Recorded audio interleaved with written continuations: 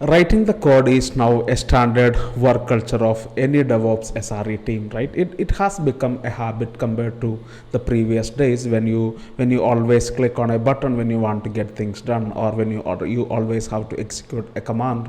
So instead of doing such things, nowadays the DevOps SRE team write the code when they want to do anything, whether they want to manage a cloud infrastructure, or they want to manage the application configurations, or it could be the monitoring settings that they want to tweak, or it could be some workflow or different pipeline that you want to run, that you want to configure and manage. Whatever it is developed by writing the code, and with all this code stored inside the GitHub, actually you open a lot of possibilities that you can actually get from your project. And today we are going to talk about GitOps, and why you should write everything in code, and then why you should implement GitOps in your practices, and how that would improve your life inside your company. So let's start with that. And as we are talking, so if you haven't subscribed to this channel, please go ahead and subscribe to this channel. I would be updating different content related to the DevOps and SRE.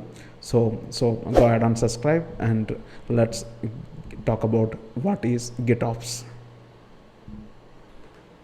GitOps is not probably very specific to containers and cloud native technologies, but in order to keep this video simple, I'm just talking mostly about containers and cloud native technologies to get you a clear picture about what is GitOps, right?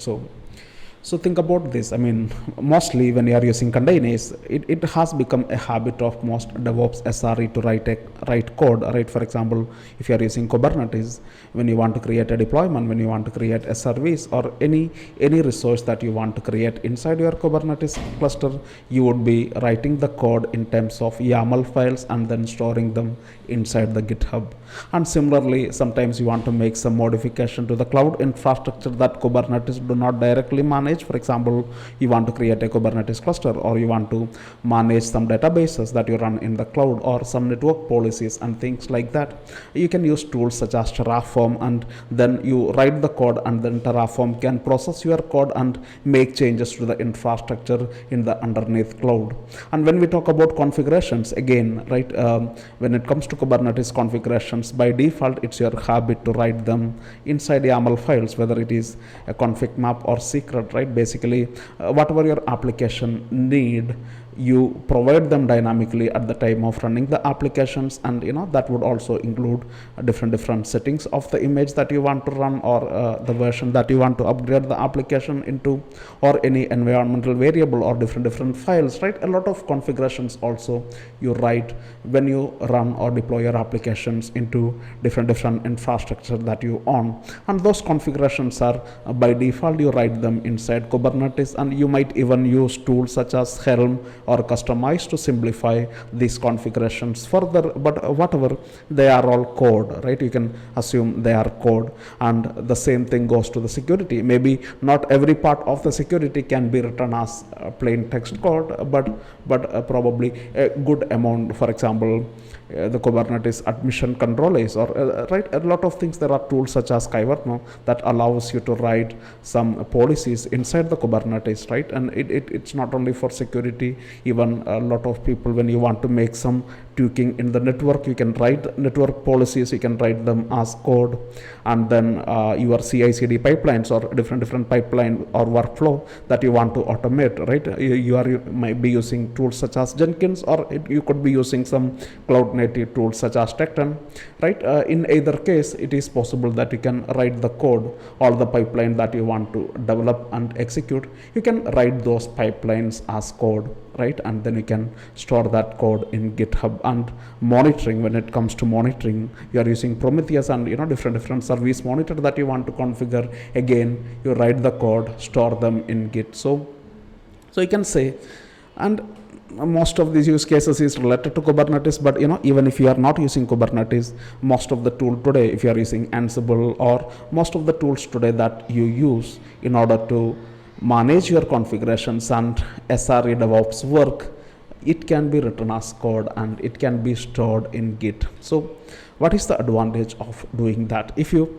store your code in Git, then your infrastructure code or all this kind of SRE code, I would say SRE code, can actually go through the same process of verification just like a developed application by a developer. Think about this, right? You want to test Terraform before you make changes to the production using Terraform, or you want to test your Kubernetes manifest before you run them inside a production Kubernetes cluster. So basically, just like you test your application, you should also test your code that is related to the DevOps SRE work, right? Whether it is configuration, infrastructure, security, network policy, CI/CD pipelines, or whatever they are, they needs to be tested and verified before you run them in a right, take them to a production environment or something like that, right? So it's very important that nowadays you should develop some proper right, probably your junior developers or everyone in your team can create a pull request after they made some codification to the deployment YAML file on your Kubernetes cluster, and then it can go through the review and finally the code can get merged into the Git. So nowadays, it's a common practice that most people want to use Git or some kind of source code repository to store every code that the DevOps and SRE team write, and it's everything other than the application code, right? Everything that a DevOps SRE develop could be put together inside a GitHub repository, and assume you are doing that, and then basically you can, in other words, you can say the state of all the system that you need, the infrastructure, cloud infrastructure or configuration, your Kubernetes cluster, or different systems what you have in your company. You are defining the state or how they should look like. Those definitions are now in Git, and every time you want to change something, you change in Git, and then there should be somebody who take the code from the Git and apply the settings to that infrastructure. That is important, right? For example, as a DevOps SRE team, you want to make any code change or any change in any of these things you want to change, you write the code, put them inside the GitHub repository, and then assume there is somebody who will read this GitHub repository, and as the changes are coming in, the changes would be taken and put into different system. For example, it will deploy your latest application to the Kubernetes cluster, because inside Git you defined the state that you need, and then a GitOps tool that you pre-configured in your company take the code from the Git and then understand what change that it need to make to different systems in your company, and it make those changes, right? If I tell you one example, you want to upgrade your application that is running inside your Kubernetes cluster. So you would change the deployment.yaml file, you would make the necessary configuration changes, you would make the necessary image updates, and then any changes in secrets that you want to make, you modify the Kubernetes manifest and store that data in the GitHub. And instantly, this tool that you pre-configured would realize that, all right, there's a change in the state that you define in the Git, which is the desired state, and the actual state of the Kubernetes cluster, which is actually running an older version of the Git repository changes. So this tool, when it detects a change or it detects a change in the state in the Git repository, it takes the latest desired state from the GitHub repository and apply the settings to your actual infrastructure and other systems what you have. So it could be a deployment that you want to create, or it could be a rolling update that you want to create, or it could be some infrastructure change that you want to create, or it could be anything. You as a team store what you want, what is your desired state, you define them inside the Git, and instantly this a synchronization tool, a GitOps tool like Argo CD or Flux CD, there are different tools that are available. It can take the code from your Git and then apply the changes to your actual state. So that's what technically what GitOps is all about. You as a team work on the Git.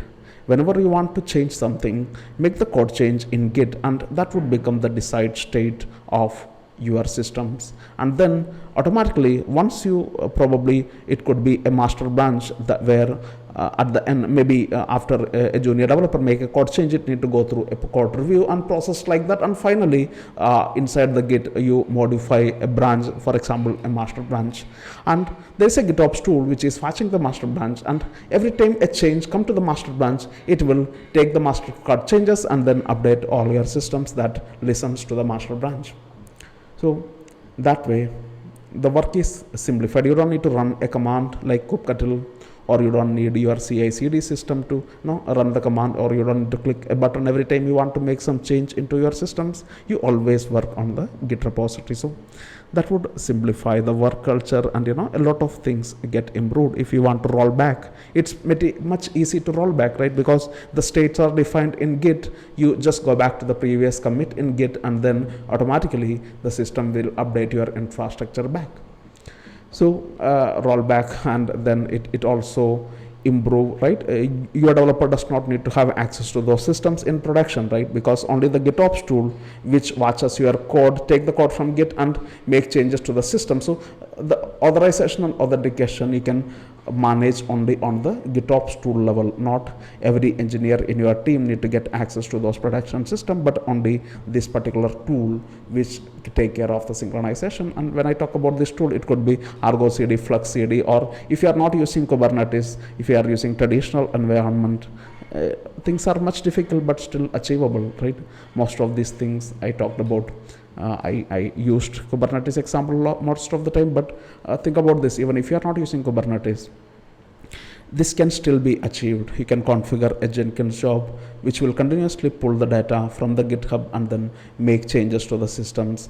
Jenkins will make changes to the various systems. So it's possible, but not as easy and straightforward as in the container world, but still possible. So GitOps is all about you make change into the Git, and then these changes get synchronized to your infrastructure.